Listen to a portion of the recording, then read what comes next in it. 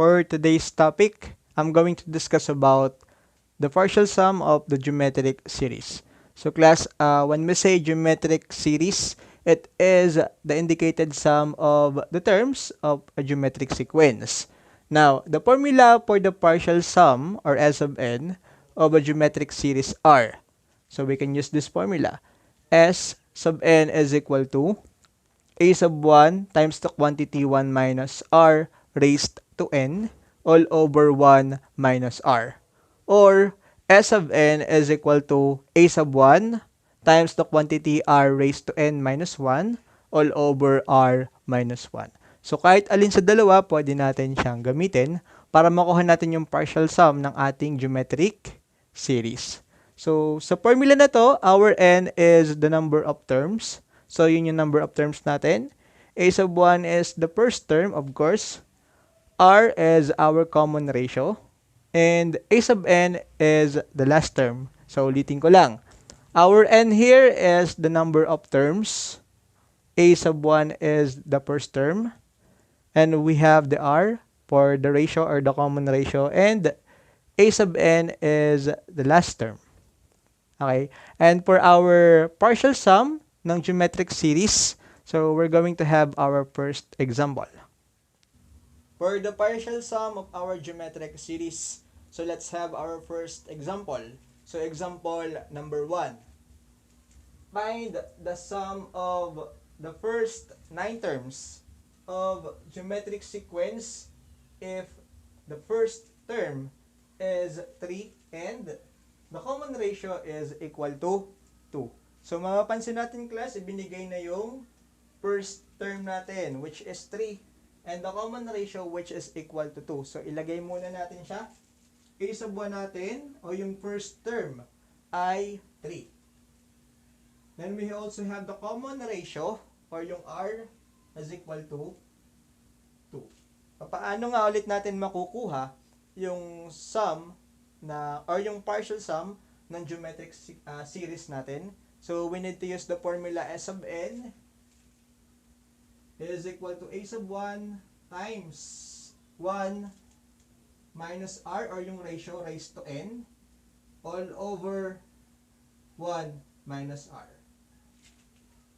So, sa problem natin na to, ang hinahanap natin ay sum of the first 9 terms ng given na geometric series or sequence na merong first term na 3 at may common ratio na 2. So, plug in lang natin yung mga given values. So, we have S sub n. Ang hinahanap natin ay first 9 terms. So, S sub 9, kasi 9 terms, equals A sub 1. A sub 1 natin class is 3 times 1 minus common ratio 2 raised to n.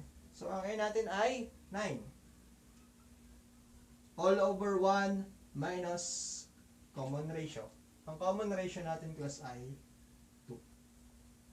Okay. We have S sub 9 is equal to 3 times quantity 1 minus 2 raised to 9 all over 1 minus 2. Simplify muna natin yung may exponent. So that is 2 raised to 9. We have to compute for the value of 2 raised to 9. 2 raised to 9 is equal to 512. Bakit sir 512? Kasi 2 times 2 times 2 times 2 times 2 times 2 times 2 times 2 times 2. So, i-multiply natin ng siyam na beses ang 2 sa kanyang sarili. Therefore, we obtained 512. And 1 minus 2 is equal to negative 1. Okay, simplify natin.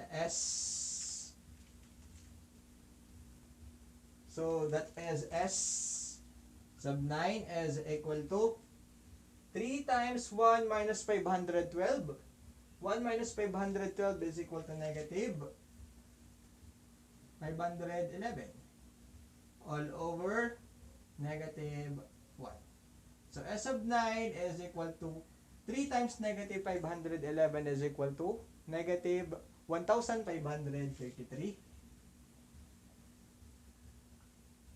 over negative 1. So class, mapapansin natin, meron tayong negative na numerator and negative na denominator. Ibig sabihin, ang value natin dito ay positive. So, negative 1,533 over negative 1 is equal to 1,533. Therefore, class, ang sum of the first 9 terms of the given geometric sequence kung saan ang first term natin ay 3 and the common ratio is equal to 2 ay 1,533. So let us proceed with our example number 2. Let us have our second example. So find the indicated sum of the geometric sequence 8, 16, 32. Ang hinahanap natin ay S of 8. Ibig sabihin, we need to find the sum of the first 8 terms ng ating geometric sequence na 8, 16, and 32. So ano ba ang gagamitin nating formula? So S sub n is equal to A sub 1 times 1 minus R raised to n all over 1 minus R. First thing na kailangan natin gawin is to have the value of our A sub 1 and the common ratio. So automatic A sub 1 natin is equal to 8. How about our common ratio? Paano ba natin kukunin yung ating common ratio or yung ratio ng ating geometric sequence? So, we have to divide 16 by 8 o yung ating A sub 2 by A sub 1. And 16 divided by 8 is equal to 2. Therefore, ang common ratio natin class ay 2. So, ganito yan class. So, 16 over 8 or yung A sub 2 natin divided by A sub 1 is equal to 16 over 8 equals 2. Kaya class, we obtained the value of 2 para sa ating common ratio. So, let us proceed. We have S of n is equal to A sub 1 times 1 minus R raised to n all over 1 minus R. So, ganito class. So, S of n. So, 8, or yung first 8 ng geometric sequence natin ang hinahanap or yung sum niya.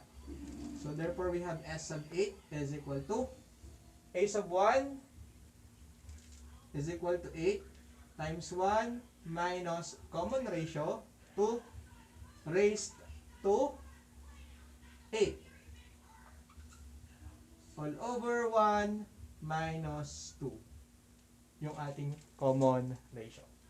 Now, simplify this term. So S sub 8 is equal to 8 times the quantity 1 minus 2 raised to 8.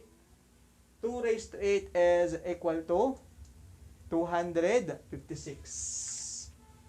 So 8 times 1 minus 256 all over 1 minus 2 is equal to negative 1. Next.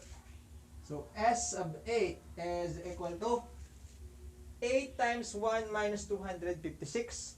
1 minus 256 is equal to 255 or negative 255 all over negative 1. So, 8 times negative 255, our answer is equal to, so 8 times negative 255, 2,040.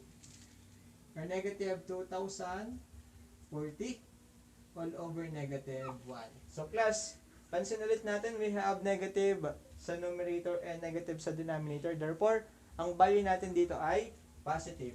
So S of 8 is equal to 2,040.